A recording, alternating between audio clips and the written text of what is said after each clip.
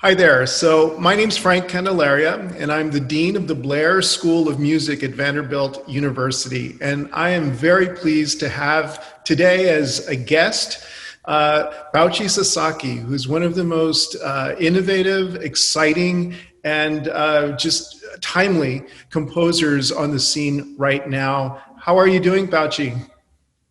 Hi, Frank. Thank you very much for the invitation. So happy to have you. I'd like to begin by asking you just a few questions about your background. So, you were a violinist. You started very early. I'm a violinist too, but you started much earlier than I did. You started when you were 5, and then I noticed that you progressed in classical music, and then you studied Andean music, and then you studied klezmer music, and Northern Indian music. First of all, I'd love to hear about your beginnings as a classical player. And then I'd love to hear, what was it that drew you to so many diverse styles of world music? Well, I started first with flute and piano, and then when I first heard the violin when I was age 5, I felt totally in love. So I asked my mother to change my instrument, and that was a very intensive education during my childhood until I was maybe 14. And then I love the idea of the violin as a language, as a very rich instrument that has so many dialects. So, for example, in Peru, the violin was embraced so naturally in all the Andes, and you can see so many styles of violin in each area, in each region. Each town or culture will have its own style of violin, which is pretty amazing. And so I started to dig in, to explore, to do some research, especially in the tradition of the scissors dance, which is a trio of one dancers who dance with scissors that are very percussive and shining sound, makes very shining sound, with a harp player and a violinist. So it is a very strong tradition here in Peru, and they have this conception of the music attached to the rhythm of nature, as it also happens in the music from India. No, like there is a specific song for the morning, for the sunset, for the night. You know, this idea that certain pieces must to be performed in certain time, because each time has its own energy, no? So, and then I loved also the tradition of the klezmer violin. It sounded to me kind of gypsy, but also so many cultures in one. So I traveled several times to New York to study with Alicia Vigals. And then I also, one time back in 2005, I attended a beautiful concert from Maestro Ali Akbar Khan in Marin County. And I totally fell in love again with this music. I felt like this tradition had the power to push the sound and also stretch the time, and to deliver energy so efficiently, like so with so much power. So I decided to stay in the area for about 4 years that I attended the school. And so the reason why I started to explore all these traditions was because I really believe in the power of the violin as an instrument that can bring together so many cultures in one instrument. And I also fell in love with the idea of languages or a dialect. So I started to collect different ornaments, no, like the ornaments from the Indian tradition, from the klezmer. So it's so rich. and the violin also has this amazing dramatic range. It can be so happy, so sad, devastating. So I really was looking for these expressive capabilities of the instrument. So all of this really incredible discussion leads me very naturally to one of your most fascinating compositions, Speaker Dress. Can you say a few words about that? Sure. Well, the speaker dress was first created in 2014 during my last year at Musicology in the MFA program, Electronic Music. So the idea behind this sound sculpture, wearable sound sculpture, is that someone can deliver electronic music without being attached to a specific interface, and also to be able to express through body gesture. No, the first one was created in 2014, as I mentioned, and then the second one was commissioned by flutist Claire Chase in 2016, and for which I composed the piece for two speaker dresses that was premiered that same year at the kitchen. It was a very beautiful experience to explore the capabilities of this instrument with another musician, and also to see how that dress can evolve throughout the years. Like, for example, in the case of Claire's dress, I was able to also create an accessory, which was like a lung system, fake artificial lung system that functioned with a mask, several tubings that were connected to a purse in the back that was in the back, and then inside the back there was an ionizer that will clean the air. Now this idea that in the future we would need these kind of accessories to survive, and how we are fusing with technology for survival. No? And now we are in this situation of COVID. So yes, it's very interesting to see how technology little by little is fusing more and more with our daily practices and art. Your mention of COVID really takes us to the heart of this episode 7 of EADJ. I'd like to ask you what the impact of this pandemic has been on artists, artistry, community. The particular title of our episode is Love Transmutation, which suggests a lot of things, doesn't it? It suggests a sense of change, allowing oneself to be changed, maybe. And this takes me very naturally to one of your compositions that I found so impactful, one of your recent compositions, Kuku, which is Quechua. Is that correct? It's Quechua for unripened fruit. And what I found so fascinating about this piece is, as I understand it, is it was originally conceived for performance in New York Central Park. Then comes COVID. A change becomes necessary. So you create a new site-specific work, making it a virtual work, engaging cell phones or mobile phones to record the music, people living where they are. What I find very interesting about this work, which is available, I saw it on YouTube, a wonderful work, is it's visually very striking. It begins with this incredible network of white light that outlines and suggests everyday objects, things that maybe we take for granted, but that your composition brings to the forefront in such an incredible way. But I found equally striking that the human element, or the visual of the human element, is withheld for about 3 minutes. And only 3 minutes into the piece, you're presented with the human element of the piece, and then only an abstraction. Can you tell us a little bit about the conception of this piece?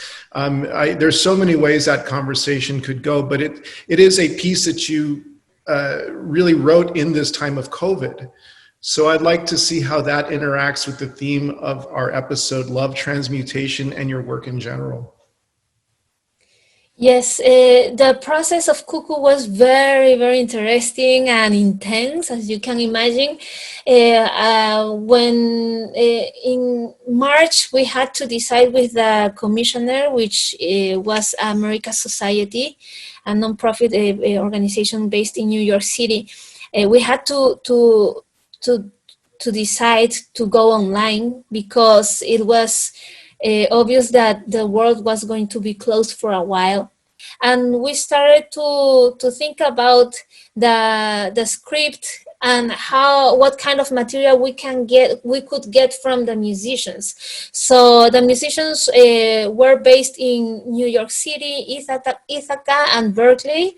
They most of them are part of the ensemble The Knights, and one Haruka Fuji, she's a percussionist from the Silk Road Ensemble. So, and I was writing all the time from Peru, so we were all over the place, and we decided that every single musician was going to scan first their confinement space, and then they will need to ask for help to so somebody can scan them in their confinement space, so we can have these two visual objects, no.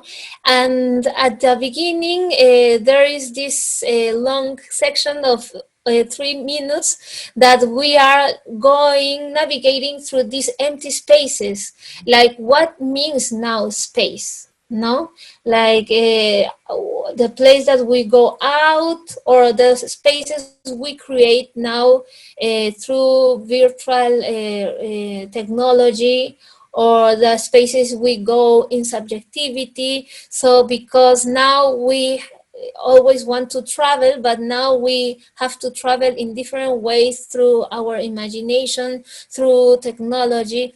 So these 3 minutes ask that very simple question: now, what means space nowadays, and how our relationship with space will change due to COVID-19. And then little by little the characters start to appear, and instead of coming at the beginning, we see all this web of the mesh. It is called the mesh, all these lines, and it becomes more solid when we show the musicians. We navigate the spaces of the musicians, and then we see that they are next. With technology we can place them next to each other in the separate rooms, but they can be next to each other, and then we can all meet in this utopic garden, no, that we can come together and make music together. And at the end there is this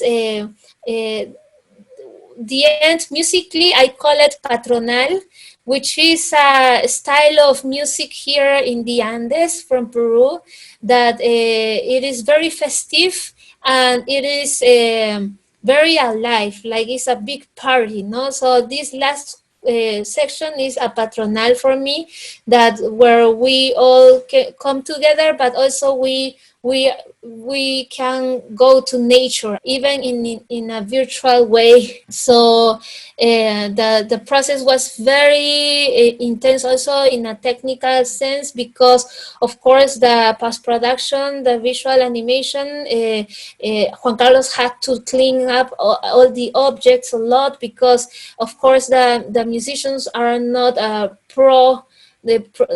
professionals with this kind of 3D technology, but they did a great job anyways. And then also when they all recorded the piece with their cell phones, the sound that I got when I gathered all the sounds was so uneven, like because everyone recorded in their rooms, not professional studios, with different machines, with different echoes, different microphones. So the post-production also was super intense, but thanks to my dear friend Carlos Cuya, he did a great job on the post-production, and at the end we could mix and have what you can hear and see in the video, no? No, that's fascinating. One thing I'd like to ask you, maybe we can take a step back from the compositions and ask broader philosophical questions about the role of music in society. One of the things that I've found most troubling when people talk about music in society, particularly what's called classical or art music or music that takes place in a hall, is that it's fine, it's great if you have the time and the money. I've always argued against that, saying that it's fundamental to who we are, that it's all around us. But what is the role of music in society? What is the role of music in community, especially now in our times? But in cultures like the Peruvian culture, the music is part of their lives, no? Like in if we speak, for example, in the Andes or in the jungle in the Amazon area, it is everywhere. Like when a child is born, when you harvest the food, when you celebrate a birthday, when you celebrate the born of a human being or the death of a human being. So it's like the soul that carries every alive activity. You know, it's like the way we express culture, we express belief systems. And also, if you hear a tune, you can say, oh, this person is from this town. So it brings also this strong identity, like I am from here, I belong to here. So that happens in cultures like ancient cultures, but in globalized cultures, I think that also music has this power to bring people together and to also have a space of conversation, because we have to say that our feelings is a kind of conversations. Like when you are exposed to a piece, when you hear it and you have all this internal emotional dialogue, that's a very important debate that we have to have with the globalized society, because it's how are we feeling right now, how do I react to certain music, and are we feeling the same things, are we not feeling the same things, are we sharing the same worries. So I think that music really brings us together to a common place to of understanding, and if even if we don't understand each other, at least of listening. The culture of listening is so important, and I think that music is the first art discipline to bring that first step, no, to be in a in an attitude of listening, no. We don't have to agree in everything, but at least I want to experience and I want to listen what you have to tell me, no. The cello and the violin are instruments that commune very naturally with the world. What about technology? Technology would seem to be a little bit less personal, a lot less natural, right? But, or maybe not. What is the connection? Because you work so much with technology. What is the natural connection between technology and humans? It is a very complex question, and I think that everything at the end depends on ourselves, like the kind of use we give it to the machines, and also how we design the machines. No, if we design machines that are very because we are searching for pathways to make everything friendly, so we end up with apps that gives you only 3 options. So that's not very human. No, that's not very realistic. Reality has so many options and everything is so erratic. No, nothing is always the same. No, like every single event, even if you perform one bow, never will sound the same the next time.